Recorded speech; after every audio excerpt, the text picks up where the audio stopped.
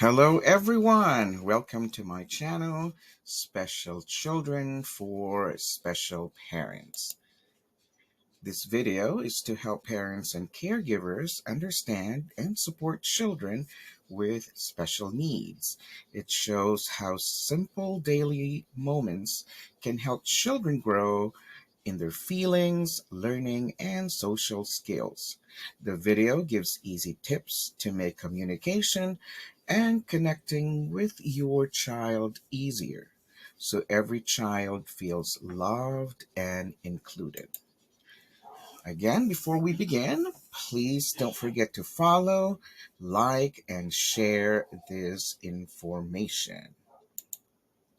All right, so for today, our topic is about functional communication, and that is connecting with others in social situations. All right, so let's review first about the importance of receptive and expressive language development. So, receptive language means that it is the ability to understand, follow, and process language. So, language can be in a form of gesture, verbal, picture exchange, or sign language. And if we talk about expressive language, this is the ability of a child to communicate through speech and other means, which include picture exchange, gesture, vocalization, and sign language. So the development of receptive and expressive language contributes into the overall growth and development of a child. And also, it helps them build their social skills.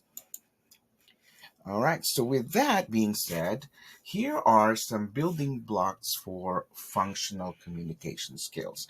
So, what are the building blocks that we need to learn in order to establish functional communication skills? So, first, we learned about social contract, and one example that we have discussed was the first then sentence strip in our previous video.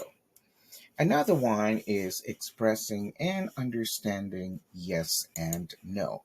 And we've discussed about the importance of a child to be able to receive and also express yes and no to establish functional communication and also grow in their social skills. For today, we will discuss about a bigger topic, and this is about connecting with others in social situations. So, how do we encourage our children to connect, to associate with others in social situation? All right, so let's define first what are social situations. So, social situations, these are settings where the child interacts with others. So, social settings could be in the form of playtime. It could be one on one or a small group play with the child's peers. The social setting or the school setting, which is includes classroom activities, group work during lunchtime, and recess. Social situation could also be in a form of social gatherings and parties. And these could be activities that are a bit noisy, a bit busy, and full of unstructured interaction. It also involves family gatherings, so interacting with relatives as well as unfamiliar adults. Social situations also includes public places like the grocery stores, parks, libraries, or restaurants. And it also involves transition or new environments, which include like starting in a new school or starting an activity or starting to meet individuals or peers in a situation or an environment that the child is not yet familiar. All right, so now let's learn about opportunities. So now we learned that social situations, these are settings where they interact with others. So, what are communication opportunities that we can teach or we can model children? All right, so understanding and responding to social cues. What are social cues? So learning to pick up on things like body language, tone of voice in conversation helps children build strong friendships and connect well with others. So social cues involves that the child is receptive and able to understand other people's body languages, the tone of voice in the conversation, and this learning to understand all the social cues would help the child build strong friendships and connect well with others. Other opportunities would be initiating and maintaining conversations. So, being able to start a conversation, staying focused about the topic that we are being talked about, and learning how to say please and thank you. And learning this would help the child show kindness and respect when talking with family or new people.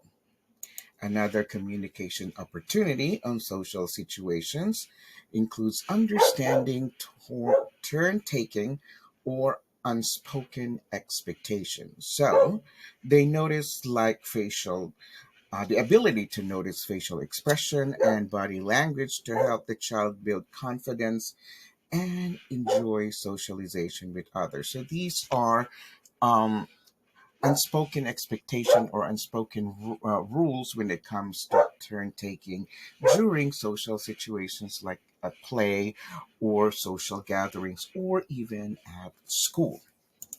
Another opportunity is coping with sensory input. So this involves unstructured interaction or being in a new environment or a new situation.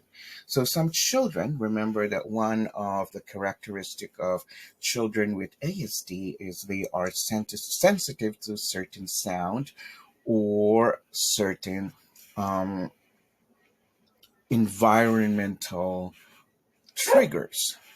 So some children are sensitive to sound, lights, or crowds more than others.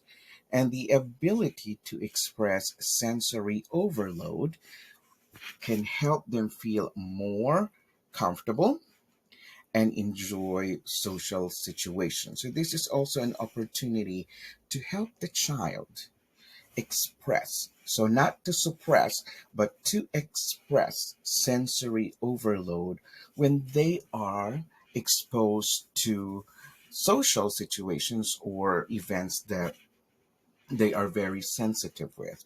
And with that, by learning how to express sensory overload, this can help them feel more comfortable and enjoy social situation.